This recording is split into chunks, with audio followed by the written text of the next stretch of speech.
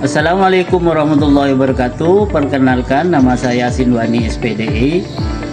Saya guru mata pelajaran Akidah Akhlak di MIS Darussaada.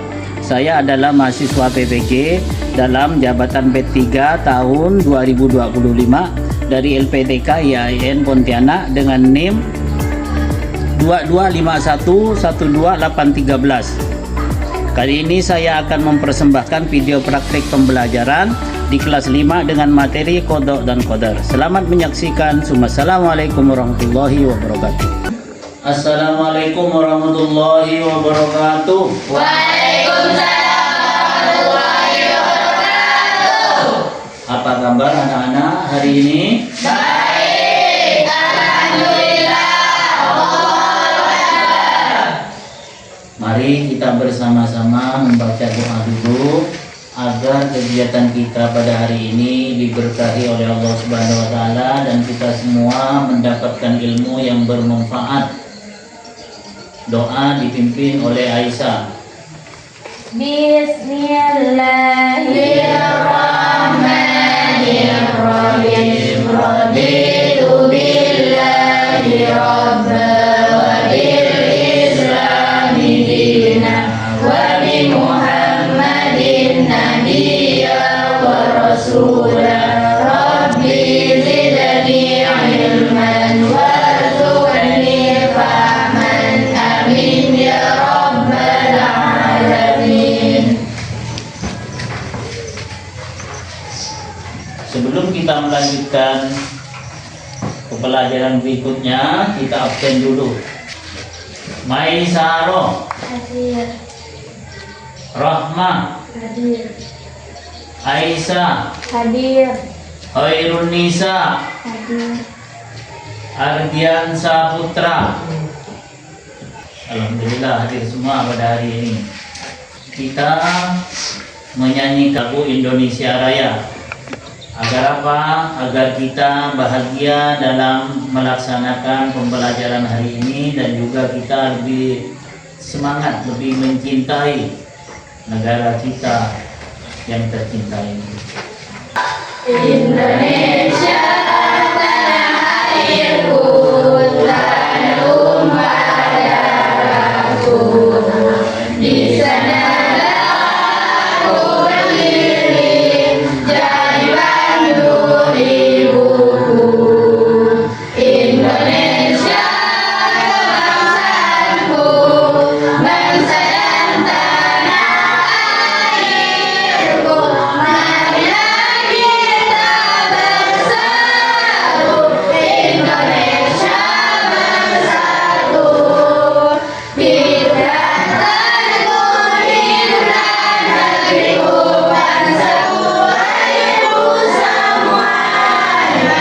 Bangunlah jiwanya, bangunlah badannya untuk Indonesia Raya. Indonesia Raya, merdeka, merdeka, tanahku, negeriku yang ku cinta. Indonesia Raya, merdeka, merdeka, hiduplah Indonesia Raya. Indonesia Raya, merdeka, merdeka, tanahku, negeriku yang ku cinta. Indonesia Raya, merdeka, merdeka, hiduplah Indonesia Raya. Silakan duduk kembali. Baiklah anak-anakku, sebelum kita beranjak ke materi kita, saksikan dulu video tentang qada dan qadar. Di sini akan ditayangkan sebuah video yang menceritakan seseorang yang mengalami musibah tapi dia sabar. Nantinya setelah kalian menyaksikan video ini, kalian akan saya tanyakan bagaimana pendapat kalian tentang video yang kalian saksikan. Lagi ngapain nih? Di jalan-jalan. Ya, akhir-akhir ini lagi banyak masalah dan memang lagi pengen aja. Karena sabar itu adalah jaminan pertama itu sabar menghadapi dia bahwa jadi suami dengan Allah sebagai Allah sampaikan berikan gembira pada orang yang sabar menghadapi dia. Nah, gimana sabar menghadapi dia? Kalau kita dapat ujian, kita tinggal bilang Bismillah wa inna ilaihi raji'un. Dan itu tenangkan itu jangan hati-hati dan pasti ada kebaikan dalam setiap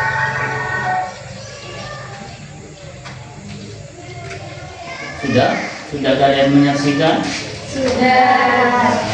Sudah dipahami video yang tadi kalian tonton itu?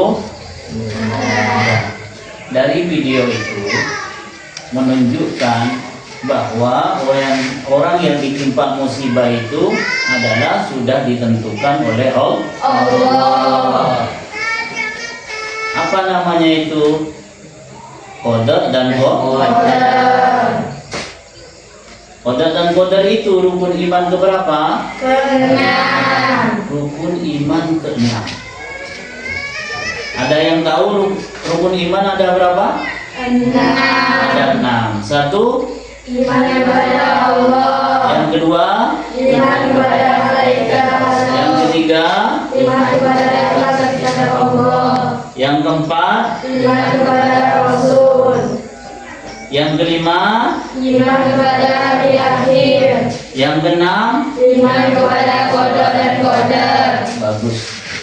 Jadi rukun iman ada 6. Yang terakhir yang nomor 6 yaitu iman kepada qadar dan qadar. Iman kepada ketetapan Allah yang baik maupun yang buruk. Semua itu sudah ditetapkan oleh Allah.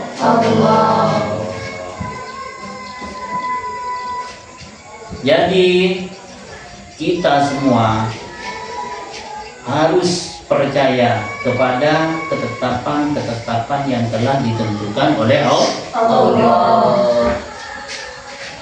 Kenapa harus percaya? Karena itu merupakan hukum Iman. yang wajib kita imani. Baiklah anak-anakku, sebelum kita lanjut ke materi yang kita tunggu-tunggu, yaitu materi apa? Materi qadar dan qadar. Kita biar lebih semangat. Tahu tepuk semangat? Tahu. Silakan berdiri. Coba dipimpin oleh Aisyah. Tepuk semangat.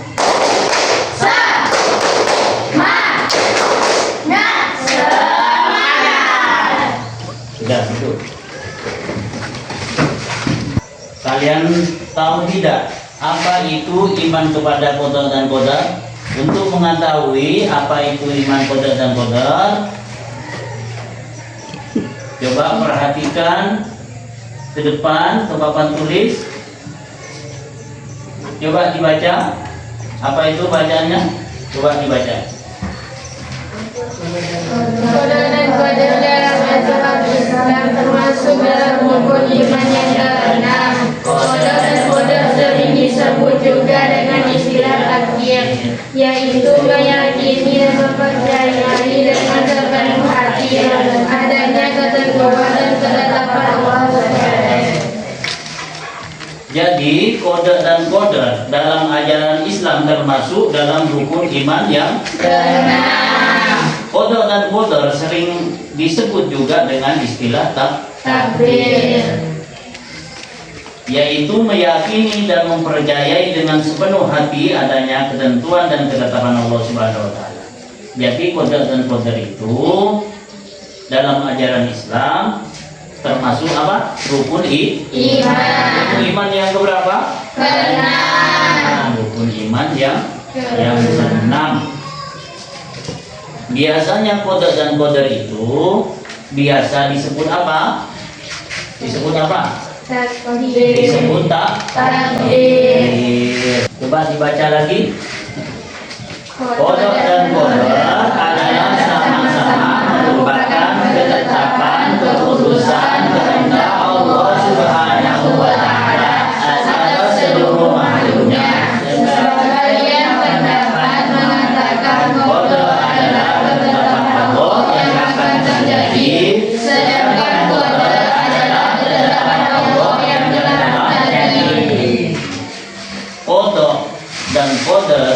adalah sama-sama merupakan ketetapan Allah. Ada yang berpendapat bahwa qada itu adalah ketetapan Allah yang sudah terjadi. Sedangkan qadar adalah ketetapan Allah yang terjadi. Qada adalah ketetapan Allah yang akan terjadi. Coba saya tanyakan, saya ulang lagi biar lebih paham. Harun, qada itu apa? Ketetapan Allah yang akan terjadi. Ketetapan Allah yang akan terjadi. Sedangkan qadar apa? Ketetapan Allah yang telah terjadi. Ketetapan Allah yang telah terjadi. Coba ditambahkan lagi oleh Nurul biar lebih mengerti, lebih paham, lebih mendalam tentang qada dan qadar. Apa yang dinamakan qada itu? Qada adalah ketetapan Allah. Qada adalah ketetapan Allah yang akan terjadi. Sedangkan qadar adalah ketetapan Allah yang telah terjadi. Selanjutnya kita perhatikan ayat-ayat Allah yang terdapat dalam surah Al-Hadid ayat 22. Coba dibaca artinya. Setiap bencana yang menimpa di bumi dan yang menimpa dirimu sendiri, semuanya telah tertulis dalam kitab sebelum kami mewujudkannya. Sungguh yang demikian itu mudah bagi Allah. Bisa baca? Coba lagi diulangi. Setiap bencana yang menimpa di bumi dan yang menimpa dirimu sendiri, semuanya telah tertulis dalam kitab Lauhil Mahfuz sebelum kami mewujudkannya. Sungguh yang demikian itu mudah bagi Allah. Ada yang tahu apa lafalnya? Ma asaba min musibatin fil ardi wala bi anfusikum illa bi kitabin qabla an tabarra'a. Qabla an nabra'a.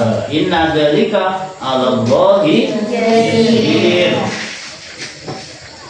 Terus di ayat yang lain juga dikatakan oleh Allah dalam surat Ar-Ra'd 2 ayat 11. Apa artinya? Dan apabila Allah menghendaki keburukan pada suatu kaum, maka tak ada yang dapat menolaknya, dan tidak ada pelindung bagi mereka selain Dia. Bisa baca? Coba baca yang surat Ar-Ra'd ayat 11. Artinya apa?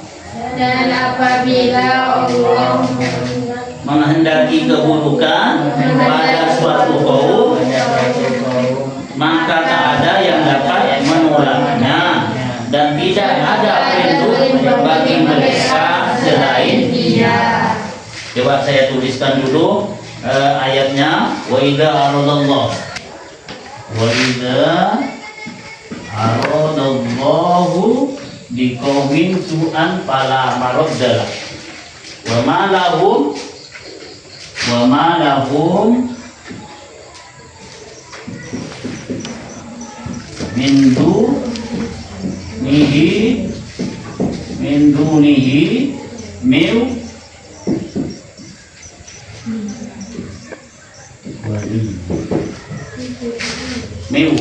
miwal ya. Malahu min dunihi miwal.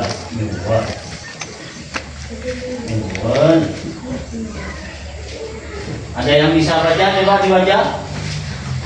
Wa idza aradallahu biqaumin su'an fala maradda lahu wa ma lahum min dunihi min wali. Ini surat apa? Surat Ar-Ra'd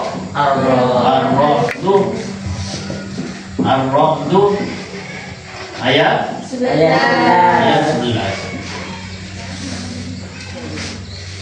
Ini dalil daripada qada dan qadar.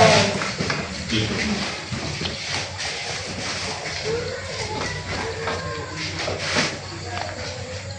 Jadi kita semua harus wajib apa? Wajib beriman kepada qada dan qadar. Qada dan qadar telah ditentukan. Qada dan qadar telah ditentukan dan berjalan sesuai aturan yang telah digariskan dan dibawakan kaedahnya. Jadi qada dan qadar itu merupakan ketentuan Allah yang telah berjalan sesuai dengan aturan yang telah digariskan oleh Allah dan dalam kendali Allah, dalam kaedah Allah, kendali Allah. Paham ya? Coba saksikan ini video ini ya. Salah disebutkan dalam Al-Quran sebanyak 4 kali. Salah satunya dalam surat Sur ayat 41 hingga 44. Dalam kisah ini kita akan menyaksikan kesabaran Nabi Ayub yang diberi cobaan oleh Allah Subhanahu wa Ta'ala berturut-turut. Kehilangan harta benda, anak-anak, dan menderita penyakit di sekujur tubuh. Nabi Ayub hidup di sebuah daerah bernama Haran di sekitar Syam bersama istri dan anak-anaknya. Ayub alaihissalam adalah seorang nabi yang sangat kaya raya di negerinya. Beliau memiliki lahan pertanian yang luas dan hewan ternak yang banyak. Dengan semua dapatnya yang dimilikinya, Nabi Ayub tidak lupa bersyukur kepada Allah Subhanahu wa Ta'ala. Beliau selalu mempergunakan hartanya untuk kebaikan, seperti bersedekah dan memberi pekerjaan kepada orang yang membutuhkan. 20 tahun berlalu, Allah memberi cobaan kepada Nabi Ayub. Pertama, semua tanaman dan hewan ternaknya mati terserang hama penyakit. Tidak ada satupun yang tersisa. Meskipun begitu, Nabi Ayub tetap bersyukur kepada Allah dan lebih rajin beribadah. Berikutnya, anak-anak Nabi Ayub yang berjumlah 12 orang meninggal dunia. Nabi Ayub merasa sedih ditinggalkan anak-anaknya. Namun, beliau tetap bersyukur dan makin menambah keimanannya kepada Allah sembari menghibur istrinya. Sabarlah wahai istriku, jangan kita berlarut-larut dalam kesedihan. Semua harta dan anak-anak yang kita miliki adalah pemberian dari Allah dan pada waktunya akan kembali padanya. Iya suamiku, terima kasih telah mengingatkanku. Pada suatu hari berikutnya, ketika bangun tidur, tiba-tiba seluruh tubuh Nabi Ayub dipenuhi luka yang tidak terlihat pada mata. Meski begitu, beliau tetap bersyukur dan pasrah kepada Allah. Ya Allah, ya Rabbi, jika ini adalah ujian darimu, aku ikhlas menerimanya dengan sepenuh hati. Hari demi hari berlalu, penyakit Nabi Ayub semakin parah, sehingga menyebabkan orang-orang di sekitarnya menjauhinya. Wahai Ayub, berdialah engkau, Allah yang maha penyayang. Ketika engkau memberiku ujian, aku coba bersabar menerimanya. Namun, jika ujian itu bersulit ibadah kepadamu, maka kiranya engkau angkat penyakitku, ya Allah. Seketika itu, terdengar suara dari langit, seperti yang disebutkan dalam Al-Quran surat Sur ayat 42. Allah berfirman, "Katakanlah kakimu, inilah air yang sejuk untuk mandi dan minum." Saat mendengar suara itu, Nabi Ayub bangkit dari ranjang dan menghentakkan kakinya ke tanah. Lalu muncullah air. Kemudian ia gunakan air yang memancar itu untuk mandi. mandi dan minum. Seketika itu, hilanglah semua penyakit daripada Nabi Ayub. Ketika itu, istri Nabi Ayub yang baru masuk ke dalam rumah kaget melihat sosok laki-laki di dalam kamar Nabi Ayub.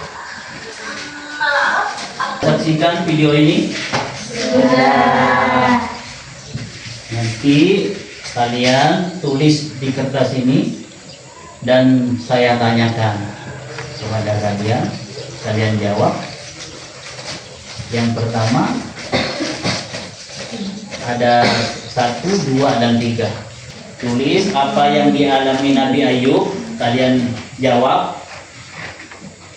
Terus yang nomor 2, bagaimana reaksi Nabi Ayub mengalami musibah itu. Terus ya, bermusyawarah saja kalian tentang video itu. Apa hubungannya dengan kodok dan kodar? Apakah ada hubungannya? Kalau ada, kalian tulis ada, tulis tidak.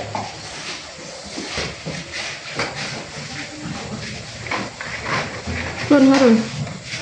Sudah? Sudah. Sudah?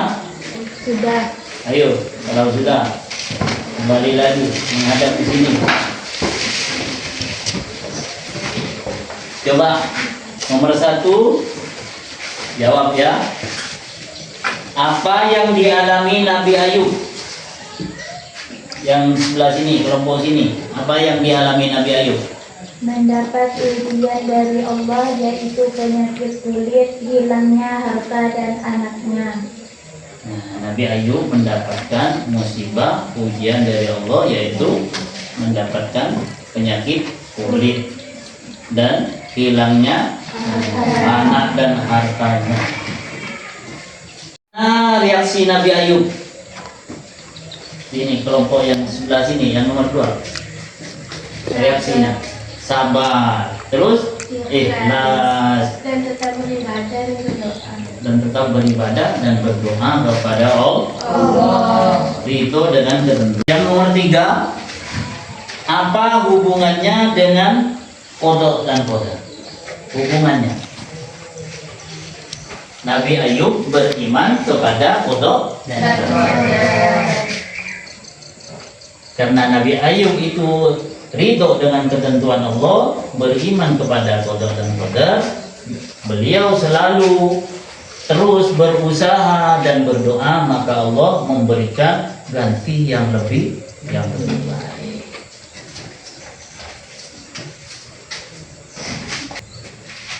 Baik anak-anak, sekarang kalian masih tetap kelompok 1, kelompok 2, kelompok 3 seperti ini ya.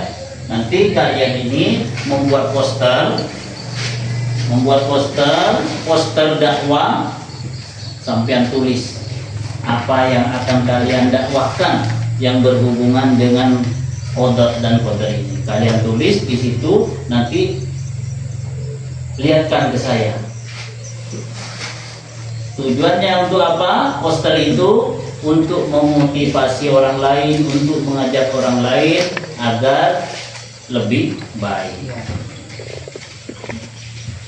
Saya berikan kertas, kalian bikin poster, nanti perlihatkan ke saya hasilnya.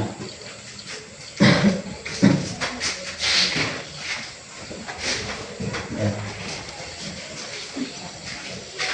Jadi kelompok lagi seperti tadi lagi, berkelompok.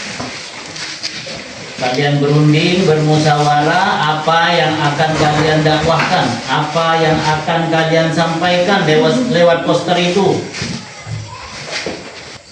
Kalian harus belajar berdakwah. Orang berdakwah itu adalah pesuruh Allah untuk menyampaikan hukum-hukum Allah kepada orang lain.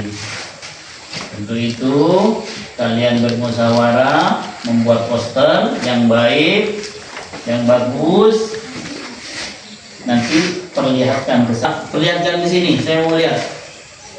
Nah, kodok dan kodar tetap semangat walau tidak sesuai harapan. Qada adalah ketetapan Allah sejak zaman azali. Qadar adalah penerapan dari ketetapan tersebut. Ayatnya la yuratul qada illa du'a. Tidak bisa qada itu ditolak kecuali dengan doa. Agar ketentuan itu bisa dirubah, bisa dengan apa? Dengan memohon kepada Allah. Ajakannya berusaha dan berdoalah agar lulus ujian. Nah, kelompok 1. Yang kelompok 2, seruannya apa? Ajakannya apa? Berusaha. Dan kelompok 2, seruannya apa? Ajakannya apa? Berusaha dan berdoa agar sukses di dunia dan akhirat. Yang kelompok 2. Kelompok 3, apa ajakannya, seruannya? Seruannya berusaha dan berdoalah agar menjadi orang sukses. Sudah. Itu merupakan doa kecil-kecilan, doa mini. Apa?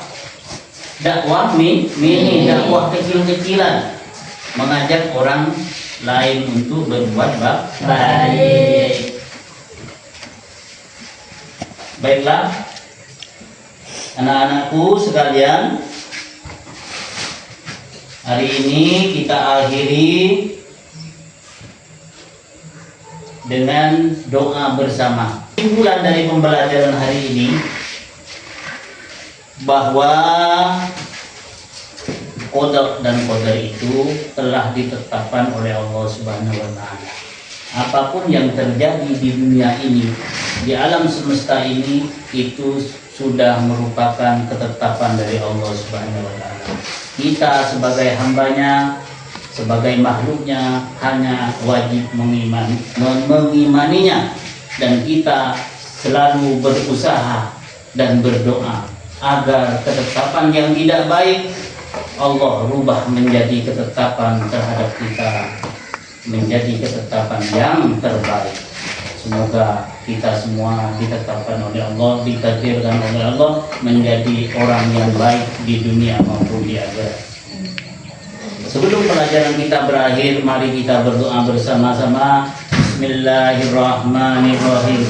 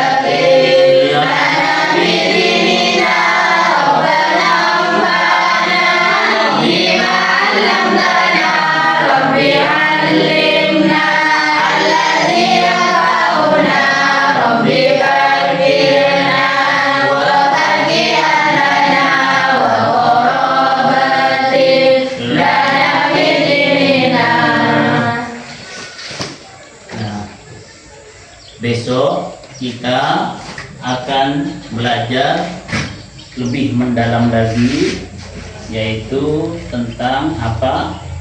Takdir muallaq dengan takdir Mubrom. apa? Besok Takdir muallaq dan takdir mubrom. kelanjutan dari materi ini, kita akan belajar materi tentang takdir muallaq dengan takdir mubrom. Saya akhiri sampai di sini. Assalamualaikum warahmatullahi wabarakatuh. Waalaikumsalam.